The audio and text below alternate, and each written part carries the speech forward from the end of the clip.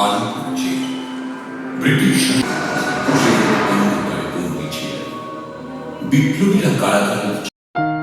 Alipur jail ये सिर्फ एक जेल नहीं बल्कि उन स्वतंत्र सेनानियों की सच्ची घटना है जहाँ की दीवार आज भी चिक चिक कर गवाह देती है उनके बलिदानों की, उनके कर्तव्यों की। आज जहाँ हम धर्म के लिए, मज़हब के लिए एक दूसरे से लड़ते हैं, काश हमारे पास टाइम मशीन होता तो लोगों को हिस्ट्री में ले जाते और दिखा पाते कि उस वक्त सभी धर्म के लोग एक साथ मिलकर कैसे देश की आज़ादी के लिए बलिदान दिए थे।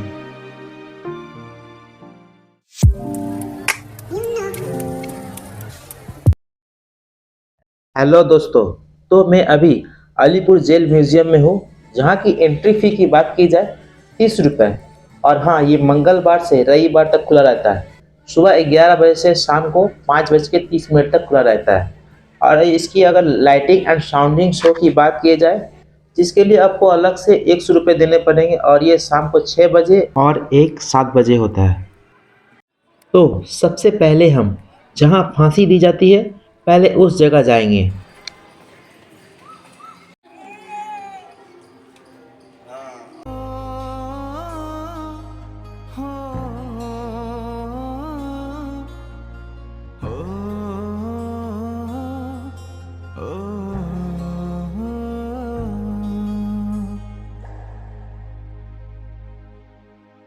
गुजरने वाली हवा बता मेरा इतना काम करेगी क्या, मेरे गाँव जा मेरे दोस्तों को सलाम।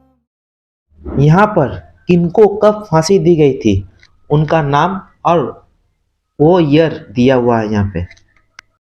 यही वो जगह है जहाँ हमारे वीर स्वतंत्र सेनानियों को फांसी दी जाती थी और जो आप नीचे देख रहे हैं वहाँ से उनका डेड बॉडी को निकाला जाता था। ये रहा पोस्टमार्टम रूम जहाँ पर उनके बॉडी को लेकर आया जाता था और उनके बॉडी को डॉक्टर के द्वारा टेस्ट किया जाता था। इस फांसी के मंच में सबसे पहले 1908 में कन्हैयालाल दत्तो को फांसी दी गई थी। और बात की जाए सबसे लास्ट में तो 2004 में सबसे लास्ट में धनंजय चट्टोपाध्याय जी को फांसी दी गई थी। गुजरने वाली हवा बता मेरा इतना काम करेगी क्या। नेताजी सेल, विधान चंद्र राय सेल, एक के बाद एक दिया हुआ है यहाँ पे।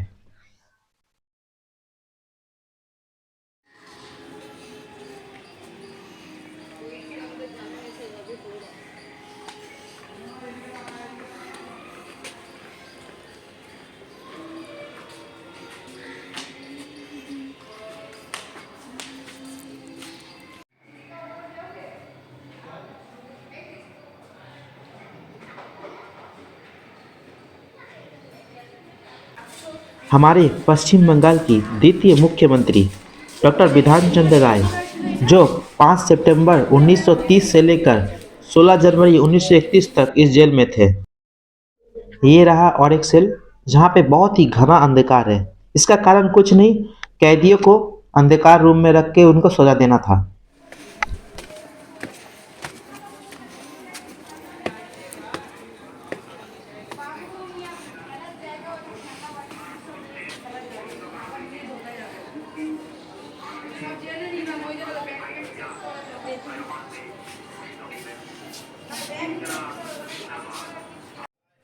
नेताजी सुभाष चंद्र बोस को 23 जनवरी 1930 से लेकर 23 सितंबर 1930 तक जेल में रखा गया था। चित्तरंजन दास जी को 14 फरवरी 1922 से लेकर 9 अगस्त 1922 तक इनको भी जेल में रखा गया था।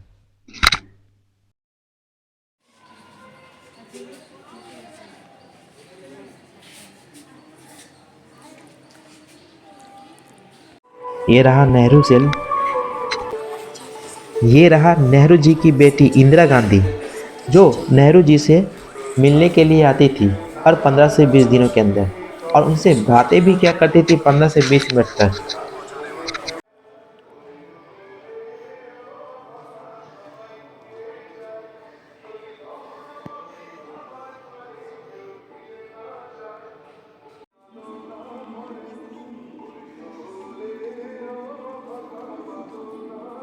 अलीपुर जेल म्यूजियम, जहां इतिहास को फ्रेम में सजा कर रखा गया है।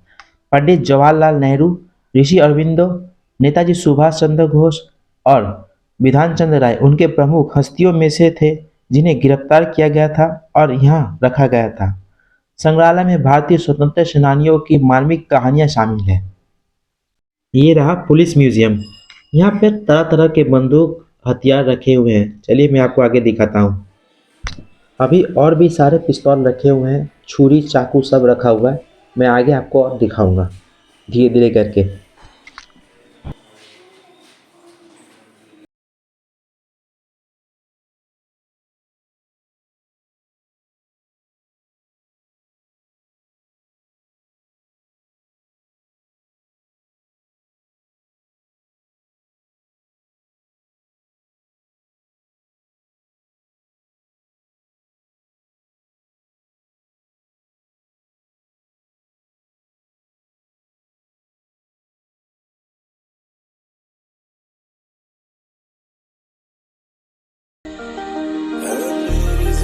अफसोस में जो तेरे लिए सागर से महफूज रहे तेरी याद सदा, चाहे जान मेरी ये रहे न रहे।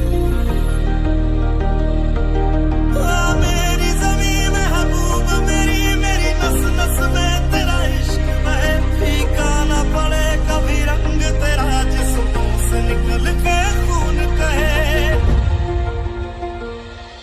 तेरी मिट्टी में मिल जावा गुल बन के मैं खिल जावा, इतनी सी है दिल की आरज़ू। तेरी नदियों में बह जावा, तेरे खेतों में लहरावा, इतनी सी है दिल की आरज़ू।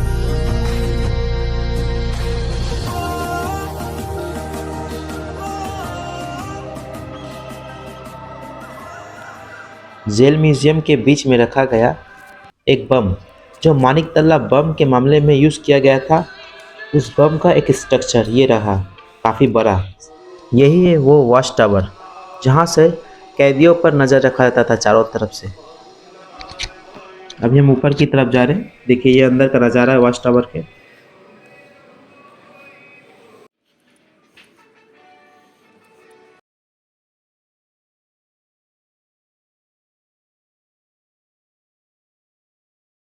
ओल्ड अलीपुर जेल 1864 में बना था। उस समय देश प्रेमियों की संख्या धीरे धीरे बढ़ने लगी, जिससे जेल में जगह कम होने लगी, जिसके कारण नया कानून पास करके 1906 में अलीपुर जेल का निर्माण किया गया। ये देखिए अंदर कितना ही बड़ा है। ये है सब जनरल वार्ड।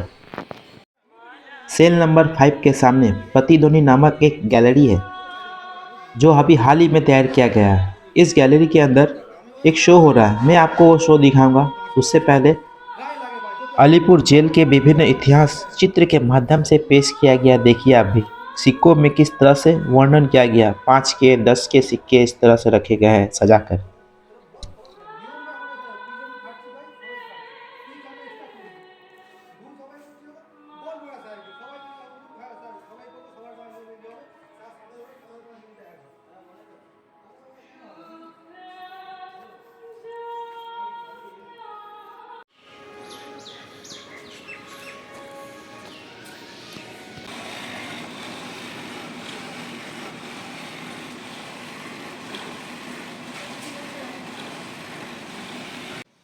इन बोरों में गेहूं रखा गया है।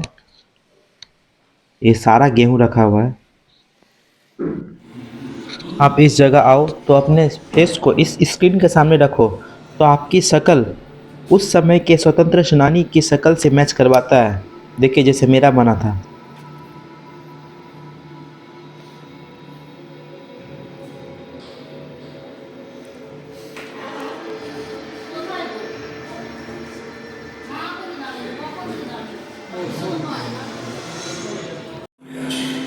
आलमपुर जेल ব্রিটিশ শাসনের পরাধীনতা থেকে স্বদেশকে মুক্ত করার প্রয়াসে সক্রিয়ভাবে ব্রতী হওয়ার অপরাধে বহু বিপ্লবী এখানে কারারুদ্ধ হন, বহু বিপ্লবীকে এখানে ফাঁসি দেওয়া হয়।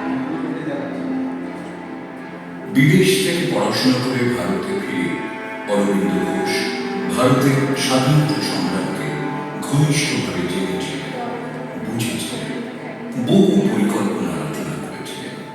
তিনি এবং তার ভাই বারীন্দ্রনাথ ঘোষ বিপ্লবের শিক্ষাকে তীব্র করার জন্য গঠন করেছিলেন অনুশীলন সমিতি।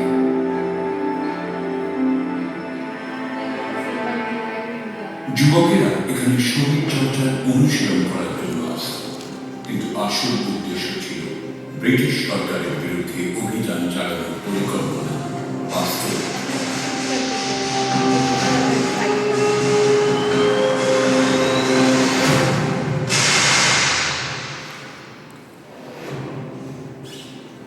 সেই সময় অরবিন্দ ঘোষ ও তাঁর ভাই বারীন্দ্র ঘোষের নেতৃত্বে সাপ্তাহিক পত্রিকা যুগান্তর প্রকাশিত হয়। এই পত্রিকা প্রতিনিয়ত সরকারের আক্রমণের শিকার হচ্ছে, এমনকি নিষিদ্ধ করা হয়েছে। স্বাধীনতা সংগ্রামের প্রধান বিরোধীদের অন্যতম ছিলেন নিষ্ঠুর ব্রিটিশ অফিসার কিংসফোর্ড, যিনি বারবার এই ধরনের সংবাদপত্র নিষিদ্ধ করেছিলেন। শপথ উনি ছিলেন বিপ্লবীদের প্রধান লক্ষ্য।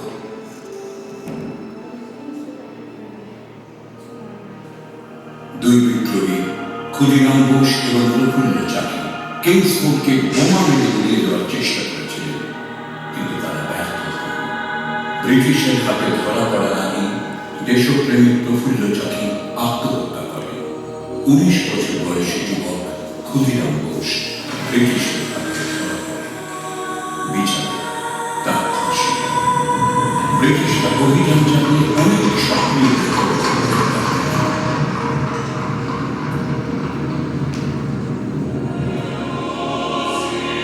1908 সালের 2রা মে 32 নম্বর মুরারিপুকুর রোডে অভিযান চালিয়ে 14 জন সাহসী দেশপ্রেমিককে গ্রেপ্তার করা হয়। তাদের বিরুদ্ধে রুজু করা হয় মানিকতলা বোমা ষড়যন্ত্র মামলা। আজ আপনি যেখানে বসে আছেন, এখানে প্রায় 30 জন সাহসী বন্দী ছিলেন। বিপ্লবীরা কারাগারের চার দেয়ালে থাকতে পারে, কিন্তু দেয়াল কখনো বিপ্লবকে থামাতে পারেনি। বিপ্লব ঝড়ের মতো ছড়িয়ে পড়েছিল চারদিকে।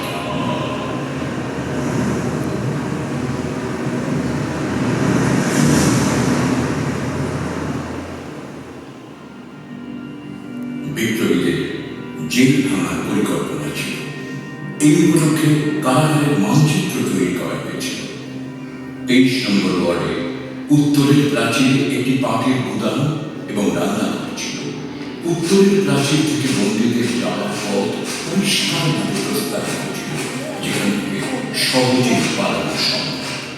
গুপ্ত এজেন্সির দ্বারা গোপনে বালিশে লুকিয়ে রাখা 7টি পিস্তল, দড়ির মণি এবং বোমা তৈরির উপকরণ কারাগারে পাঠানোর প্রস্তুতি নেওয়া হল। অরবিন্দ এবং বারীন্দ্র ঘোষ সহ প্রায় 30 জন বিপ্লবী ছিলেন এই জেলে। হঠাৎ খবর এল নরেন্দ্রনাথ গোস্বামী ব্রিটিশ সরকারের রাজসাক্ষী হয়েছেন। সমস্ত পরিকল্পনা তিনি ব্রিটিশকে জানাবেন। আন্দোলনের জন্য এটি একটি অত্যন্ত বিপজ্জনক বিষয়।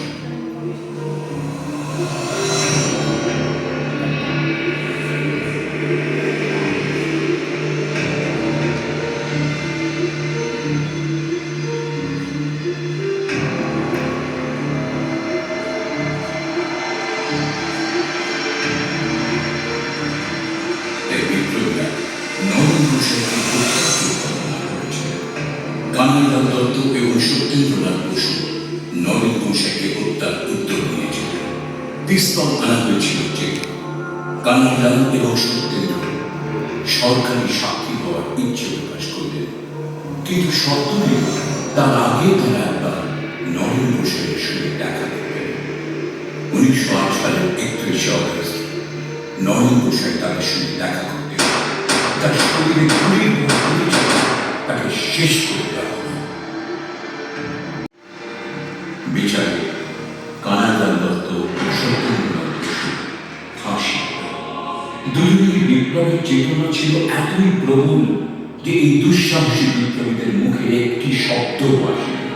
তারা হাসতে হাসতে আলিঙ্গন করেছিলেন মৃত্যুকে।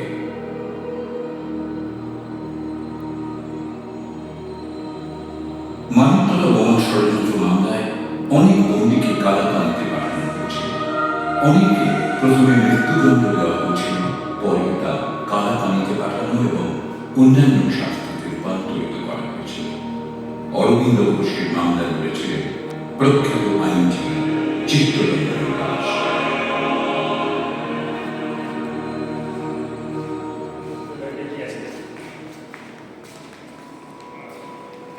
বিপ্লবের অনির্বাণ শিখাকে চিরপ্রজ্বলিত রাখাই ছিল প্রতিটি বিপ্লবীর একমাত্র কামনা। এই কামনা চরিতার্থ করতে যে কোনো শাস্তি তারা মাথা পেতে নিতে একটু পিছপা সেই আত্মত্যাগের সাক্ষ্য বহন করে আছে আলিপুর জেলের প্রতিটি দেয়াল। আজ শতাধিক বছর বাদে ভারত মাতাকে ব্রিটিশ শাসন মুক্ত করার এই অনবশ প্রচেষ্টা জেলের প্রতিটি দেয়ালে অনুমিত। গোটা ভারতবাসীর কাছে তারা চিরকাল প্রণম্য হয়ে থাকবেন। अब हम आ चुके हैं अलीपुर जेल हॉस्पिटल।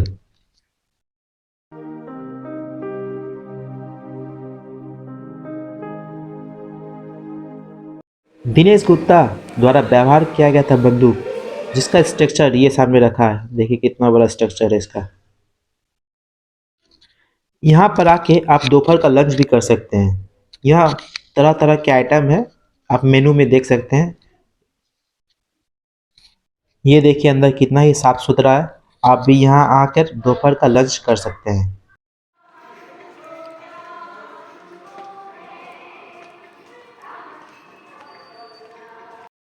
इस रूम में वुमेन फ्रीडम फाइटर जो हमारे देश के लिए काफ़ी कुछ त्याग की थी और बलिदान भी दी थी, जिनको हम लोग कभी नहीं भूल सकते हैं।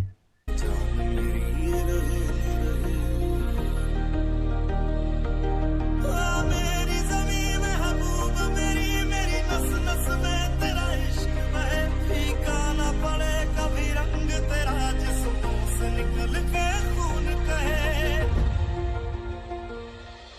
तेरी मिट्टी में मिल जावा गुल बन के मैं खिल जावा, इतनी सी है। ये है अलीपुर म्यूज़ियम लाइब्रेरी, जहाँ पर लोग आते हैं, थोड़ा रिलैक्स भी करते हैं और हाँ किताबें भी वो पढ़ते हैं और लोग अपने फ्रीडम फाइटर के लिए कुछ ना कुछ पोस्ट करके जाते हैं। आप इस जगह के सेल्फी भी ले सकते हैं। ये देखिए काफ़ी सारी किताब रखी है, आप जाएं तो किताब भी वहाँ पे पढ़ सकते हैं जाकर। यहाँ पर चरखे के माध्यम से कॉटन के सूते बनाए जाते थे।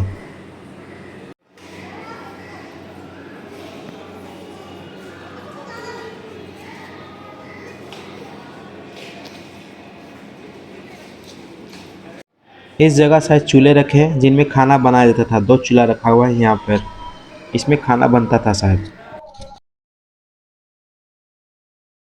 अलीपुर जेल म्यूजियम के अंदर प्रवेश करने पर ही आपको दिखेगा शहीद स्तंभ, जो यहाँ फांसी के मंच पर जान दिए थे, जो अंग्रेजों के अत्याचार के कारण अपनी मृत्यु त्याग दिए थे।